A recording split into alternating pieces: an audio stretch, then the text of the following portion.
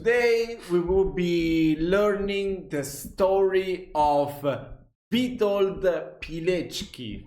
Hope I'm pronouncing it right. I have no idea who this man is, so I'm gonna read briefly the description. And I already see the Holocaust, so I can already imagine. In September 1940, Witold Pilecki allowed himself to be captured during a roundup and transported to Auschwitz concentration camp. Spent more than 2.5 years there, building a conspiratorial network and preparing reports for underground movements, situation in the camp, and the extermination of Jews. In 1943, Pilecki did the seemingly impossible and escaped from the camp with two of his fellow prisoners. It's also known as Witold's reports, among the first testimonies of the nightmare of the Holocaust, along with the reports of Jan Karski.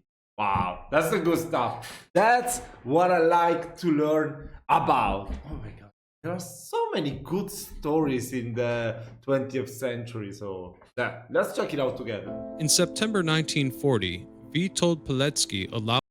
Oh, he died really young. He escaped the Holocaust, escaped Auschwitz, and then he died a couple of years after. Wow, I mean, they're probably gonna say about his death as well, no? Oh, we don't have subtitles, I'm sorry. Allowed himself to be captured during a roundup and transport to the Kahl Auschwitz concentration camp.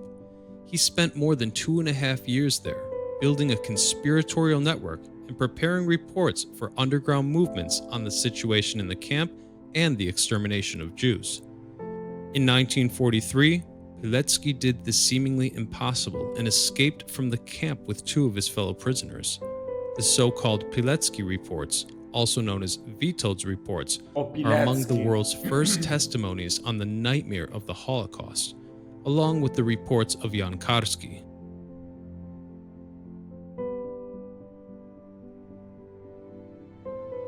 Witold Pilecki fought as a cavalry officer in the Battle of Warsaw during the Polish-Soviet War. After the war, he and his family took over the Sokurcha estate, where he became known for his efforts as a social activist. He had 2 children, enjoyed painting and writing poetry. He established the first local agricultural association and dairy cooperative, which helped farmers to withstand the required low prices of food. This carefree period ended with the outbreak of World War II. In September 1939, Nazi Germany and the Soviet Union invaded Poland and began the bloodiest war in human history. Despite fierce battles, the Polish army was defeated in October 1939, and the country was divided between 2 occupying powers, Germany in the west and the Soviets in the east. Witold Pilecki was one of the founders of the Secret Polish Army, a conspiratorial organization whose aims were to restore independence and prepare ranks for future military formations. During this time, the Germans established the Kahl Auschwitz death camp. No one really knew what was going on behind the camp's barbed-wire fence. After 2 members of the secret Polish army were imprisoned there, the decision was taken to investigate on site. Pilecki was offered a risky mission to infiltrate the camp. He agreed. On 19 September 1940, Witold Pilecki allowed himself to be captured as the Germans were rounding up prisoners in the Żoliborz district of Warsaw. 2 days later, Pilecki arrived at Auschwitz on a transport carrying a total of 1,705 prisoners. He was given prisoner number 4859, and he gave the Germans a false identity. They were convinced that his name was Tomasz Serofiński. Even the journey to the camp was torture. The carriage doors were sealed shut, and the prisoners were crammed in as tightly as physically possible. Bro, that's crazy. Going undercover to Auschwitz, to a concentration camp. I mean, Auschwitz was one of the worst with Mauthausen, if I'm not mistaken. Bro, this man is a real life hero. They were given nothing to eat or drink for the whole journey. After arriving at the camp, they were lined up, beaten, kicked, had dogs set on them, and were hounded to march on, under the constant shouts of the Germans.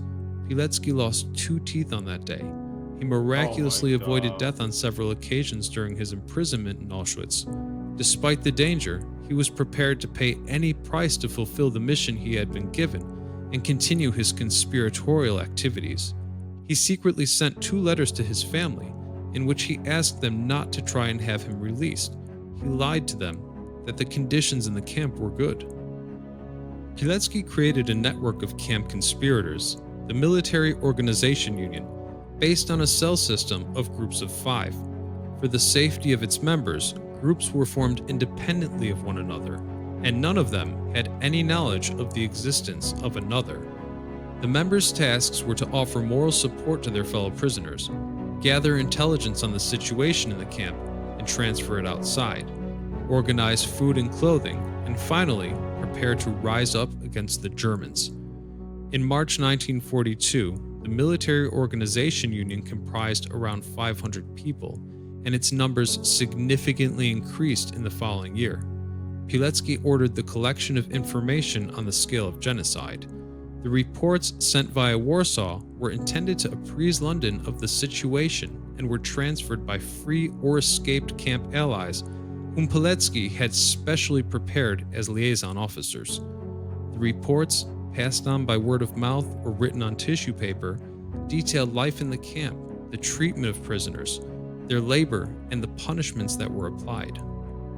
In his messages, Pilecki consistently put pressure on the Home Army Command, the Polish Underground Armed Forces, to take steps to liberate the prisoners. He never received an answer to his request, and so he decided to report to Warsaw in person. On the night of April 26, 1943, Pilecki did the Bro, that is the whole reason for his escape, just to report on person. Oh my god. Seemingly impossible. He escaped from the Auschwitz camp along with 2 of his fellow prisoners, Edward Ciesielski and Jan Redze. Once again free, Pilecki wrote the first report from Auschwitz. His account was given to the Home Army Command and translated into English, German, and French. In autumn 1943, Pilecki wrote a second, more exhaustive account which he titled Report W. After nearly 5 years of German occupation and terror, the residents of Warsaw stood up to fight for their freedom. The Warsaw Uprising began. Pilecki took an active part in the fighting. The insurgents fought hard for 63 days, with no help from the outside world, but victory in the city ultimately went to their ruthless enemy. Witold was arrested by the Germans. For Poland, the end of the war meant the start of a new chapter under another totalitarian regime, this time led by the Communists. In December 1945, Pilecki returned to Soviet-occupied Poland under a false name, where he immediately began to work for independence movements. He was arrested in 1947 by the Soviet-controlled security office, subject to brutal torture and interrogations, and sentenced to death in a political show trial. The sentence was carried out on the 25th of May, 1948, and Pilecki was executed with a shot to the back of the head in a Warsaw prison. Like thousands of others who fought for liberation from the Soviets, he was brutally murdered and thrown into an anonymous mass grave. He was succeeded by his wife and 2 children. Witold Pilecki's final resting place is still being sought to this very day.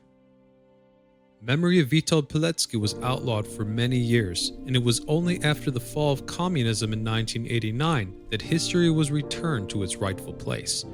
In free and independent Poland, Pilecki was restored and promoted to the rank of colonel, and his incredible story is slowly becoming more and more known around the world. Wow.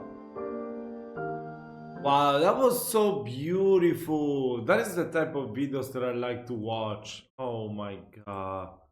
Go and check out this channel, guys. Institute Pilecki. Sorry about my pronunciation. Wow. This man was a true hero. Bro, I like so much to learn about these stories of Poland fighting back during World War II and on other occasions. Wow. Especially this type of things. Oh my god, come on. They should be making movies about people like this one. It was incredible. So thank you so much. I don't remember who suggested it, but thank you so much for this suggestion. If you want me to check out more about Polish history, you can let me know which video should I check out next, and I will try to do it as soon as possible. I wish you all a lovely day. Bye bye.